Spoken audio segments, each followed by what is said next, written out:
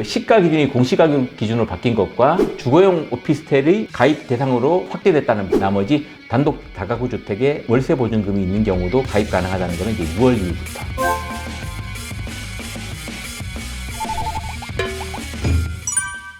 근데 우리가 그 연금하면 주택연금 말고 많은 분들이 관심 있어하는 국민연금입니다. 국민연금도 바뀐 게 좀 많이 있죠? 일단 사업 중단이라든지 보통 실직 같은 것들이 생기면은 원래 이제 내던 국민연금, 원래는 의무 납부잖아요. 그렇습니다. 근데 이 납부 예외가 됩니다. 또 무소득 배우자 같은 경우는 적용 제외도 받을 수 있거든요. 아, 네. 그래서 실제로 그 기간 동안에는 이제 내가 납부를 하지 않아도 되는데 적용 제외되는 기간 동안에 보험료 불입을 했으면은 은퇴 후에, 그러니까 60세 넘어서 노령연금 수령하는 시점부터 꽤 높은 연금 수준의 연금을 받을 수 있거든요. 너무 아쉬운 거죠. 그렇죠. 맞습니다. 네. 그래서 이거를 어떻게 한 번에 인정받을 수 없을까 하는 제도가 있는데 그게 바로 추후납부 제도라는 거예요. 네.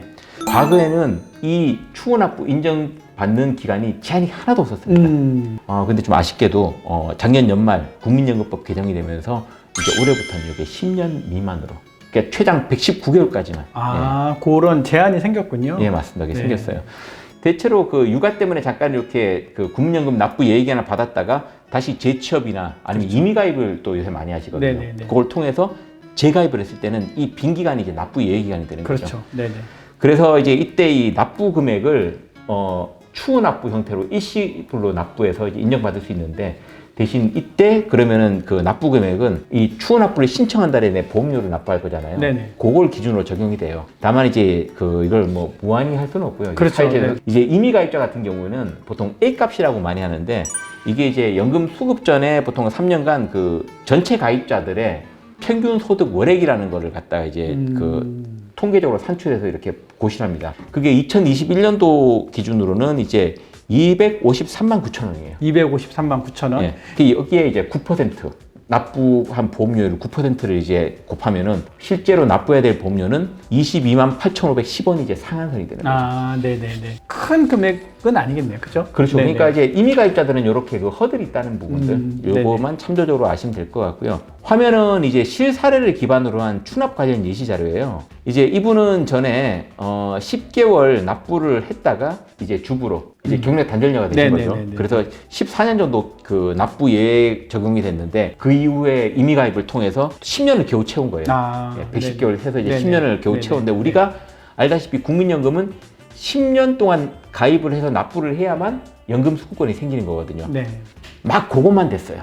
그 자격만 받았는데, 이제 이분 같은 경우 4년 후에 수급 연령이 이제 도달하는다고 보면은 지금 연금 산정액이 한 20만 8천 원. 20만 8천 원. 네. 근데 이제 작년까지는 이 추납을 통해서 모든 납부 비적용 기간을 다 인정받을 수 있었어요. 그렇죠. 네. 그래서 지금 화면에서 보시다시피 이분 같은 경우는 거의 한 114개월 정도 되는 기간을 추납액 1,900만 원을 한꺼번에 넣어서 다 인정받을 수 있는데, 그렇게 되면은 지금 보시다시피 수령 예상액이 얼마가 됩니까? 47만 6천 원이 되는 거예요. 우와, 20만 8천 원을 받으실 예정이었던 분이 47만 원이라고 하면은, 물론 2천만 원이라는 금액 정도가 굉장히 큰 금액이긴 하지만, 한 6년? 7년 정도면 원금은 충분히 회수될 수 있는 그런 금액인 것 같아요. 네네. 사실 그렇게 보면 안 할 이유가 없는 거죠. 그렇죠. 그렇은 것 같습니다. 사실 이제 말씀하신 그런 이유 때문에 가입이 지난해에 엄청 많이 몰렸습니다. 이제 그러다 보니까 요즘 아시다시피 이제 연금 재정이 좀 무리가 많이 간다. 네네. 이 연금 재정 안정을 위해서 법이 개정이 됐는데, 이제는 모든 기간을 다 납부의 기간을 인정받을 수 있는 게 아니고 최장 119개월, 10년 미만으로까지만 보장받을 수 있어요. 그래서 이 경우에는 올해부터는 1,381만 원, 그러니까 119개월에 해당하는 요 금액만 납부 가능하고요. 예상액은 좀 줄어들겠죠. 40만 6천 원. 그래도 뭐 그렇게 많이 차이 나는 건 아니네요. 그렇죠.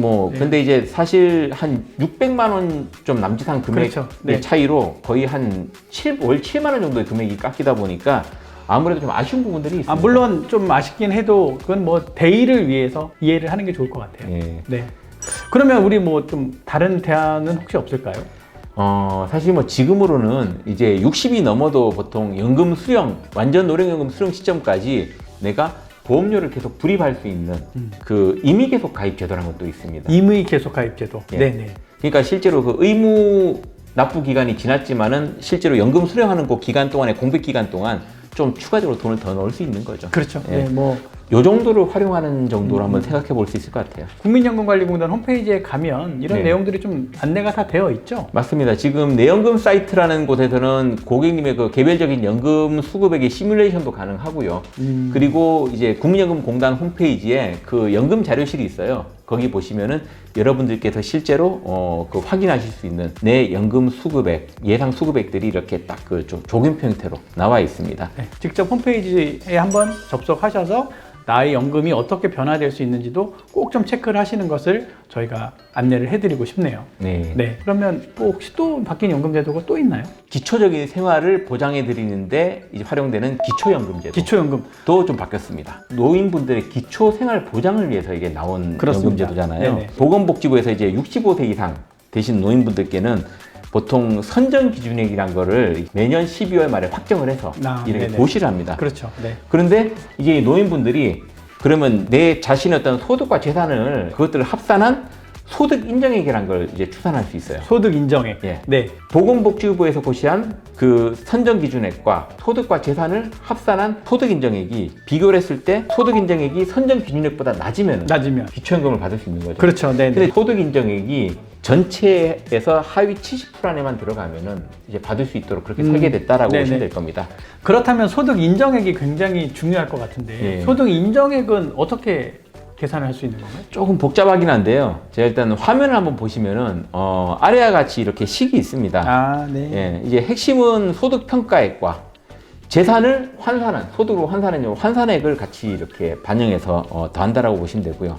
아까 말씀드렸듯이 사실 선정 기준이 소득 인정액으로 하위 70% 안에만 들면 받을 수 있는 구조이기 때문에 뭐 사실 뭐 아주 이렇게 막 어려운 분들만 받고 이런 구조는 아닙니다. 그렇죠. 네. 이제 올해부터는 그 화면에 보도 자료를 제가 하나 준비했어요. 네. 그와 같이 기준이 되는 소득 인정액도 지금 14.2%로 이제 인상이 됐고요. 그리고 최대 수급액인 월 30만 원도 과거에는 이제 하위 40%까지만 적용이 되고 다른 분들은 조금씩 감액이 됐었는데 네네. 이제 올해부터는 하위 70% 우리 대상자분들 전부께 이제 그 적용이 되도록 이렇게 더 범위가 넓어졌다. 맞습니다. 어. 이렇게 네, 많은 도움이 될 것 같아요, 진짜로. 예. 네네. 혹시 뭐 이거 말고 또 변경된 연금 제도가 더 있을까요? 간단하게 말씀드리면 이제 군인연금에도 드디어 그 분할연금 제도가 도입이 됐습니다. 사실 작년 하반기부터 적용이 되긴 했었는데 이혼한 배우자의 경우에 군인연금은 다른 연금과 달리 재산분할 소송을 통해서 이렇게 가르는 부분이 있었는데 이제 그 기간 동안에 이제 이혼한 배우자 입장에서는 그 이제 좀 금전적인 압박에 시달릴 수가 있잖아요. 이 소송이 판결이 끝날 때까지는. 근데 이번 기회에 이렇게 그 제도가 생겨서 바로 분할 지급을 받을 수 있게 됐다는 점도 한번 참고로 우리가 볼 필요가 있겠고요. 덧붙여서 최근 5년간 사실 그 공무원연금이 계속 동결이 됐었습니다. 아, 네. 근데 올해부터는 이제 물가 상승률을 반영해서 이렇게 올라가는 구조로 바뀌었다는 부분들이 또 하나 있고요. 이제 마지막으로 가입 금융기관을 통해서 우리가 가입한 퇴직연금의 운용보고서를 1년에 한 번씩 받아볼 수 있거든요. 네, 맞습니다. 네네. 사실 근데 너무 좀 보기 불편했다는 얘기들이 많았어요. 복잡하죠. 근데 이제 올해는 사실 그런 부담을 덜기 위해서 수익률이나 수수료가 딱 그냥 금액하고 요율이 명확하게 딱 네. 이렇게 기재돼 있고 또 향후 연금 예상 수령액까지 이렇게 뽑아가지고 시뮬레이션 돌릴 수 있도록 딱 그 준비를 해놨다 그러니까 특히 요새 노후 설계를 내가 직접 해보고 싶어도 너무 이게 구조가 복잡하잖아요. 그래서 그런 분들한테는 내 퇴직연금을 보통 뭐 10년씩 20년 나눠 받을 때 얼마씩 받을 수 있는지 명쾌하게 이렇게 시뮬레이션을 돌려주기 때문에 아마 유용한 툴이 되지 않을까 싶습니다.